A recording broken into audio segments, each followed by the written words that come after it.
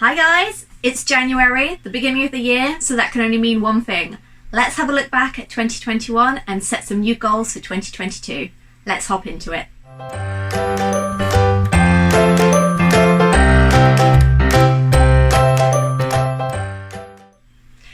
If you watched my video in January 2021, you would have seen all of the lovely goals that I had set out for the year.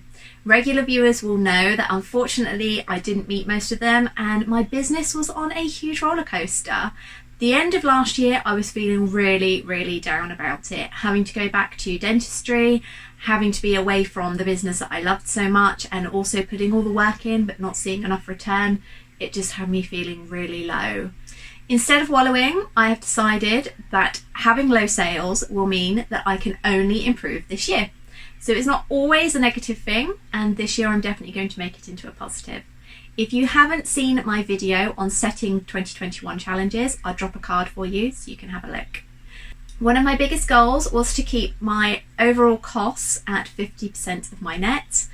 As I chatted last time, I have shiny object syndrome. If I see a video of somebody using a piece of equipment or a bit of kit that I feel I need to have in my business, chances are I'll buy it. Case in point is still the poor Foilet machine up there that is now 2 years old, and I have only made a handful of sales from it because I haven't given enough time and effort into actually launching it. So last year I decided that I wasn't going to be buying new pieces of equipment. In fact, the only bits that I actually brought were things that I needed, such as my Apple iPad and Apple Pencil, and also a new printer because my old one went kaput. And obviously when you are a printing business such as myself, you definitely need a printer. So that was it. Although I haven't totaled it all up, I know that my costs have come significantly down compared to what they were. So I'm really pleased that I've managed that one. My second goal of the year was to grow to 100 subscribers on YouTube. Now hopefully you all know that we made it. I think back in November, December last year, I actually hit 100 subscribers. And since then, in just a few short weeks, it has grown to 166. I can't believe we are almost at 175. So a great big thank you to all of you if that was you. And if you haven't subscribed, hit that button down below. I have, of course, made a new goal for this year, which we will get into a little bit later. I kind of tapered off making content towards the end of last year. It was when things were going really slow for the business and I was starting to spiral. But meeting that goal has really re-energized me. It's made me want to get back to planning my weekly content for YouTube. So that means, fingers crossed, you'll be seeing lots more content from me again. Goal 3 was an epic fail. It was planning holiday launches and sticking to it. So holiday retail launches are things like Valentine's Day, Father's Day, Mother's Day, Christmas, Halloween, things like that.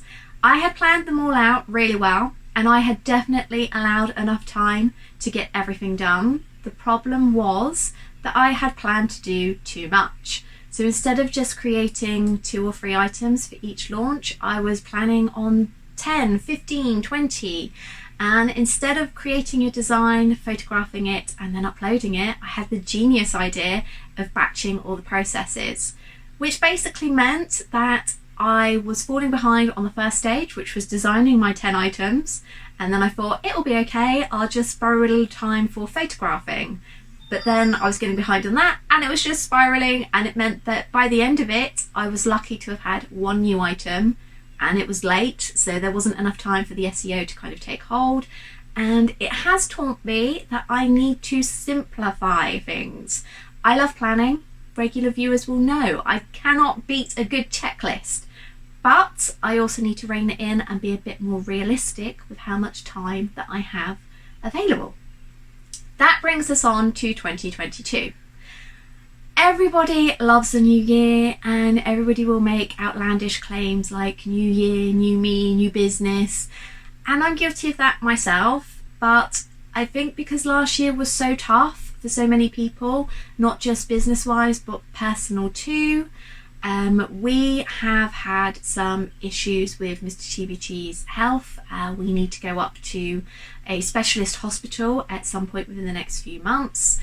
So it's all been a bit heavy and it's made me realise that I need to basically overhaul everything. I need to rein back all of the planning as much as I love it. And my phrase for this year is progress over perfection.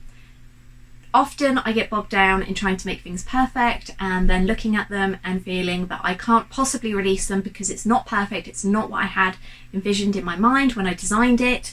So it just gets left, and I have got close to 150 designs that have never made it onto Etsy or my website, which is awful, especially when you consider how much time and effort and money was put into each one. So this year it's all about progress over perfection and scaling things back. So rather than trying to be completely over the top with everything, I'm just going to stick with much smaller launches and kind of go with that. That goes hand in hand with my work and home life balance. I will be working more on my other business, my dental nurse agency, this year, which means that I'm going to have less time for this business. So I need to sit down and be really realistic about what I can achieve for this year, because it's okay having all of these plans, but when I don't have the time to do it, it just means that I end up frustrated and cross with myself, and I'm not great at failure. I know lots of people aren't, but yeah, it starts to make me spiral, and so I'm gonna just knock that on the head now and just scale it all back. My biggest goal for this year is to increase my revenue by 30%.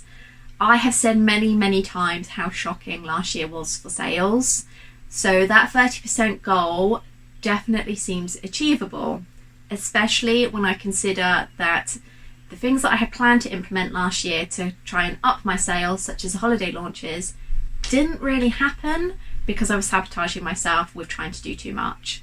So I am hopeful that if I do scale it all back and do stick to the guidelines, then hopefully I will manage it.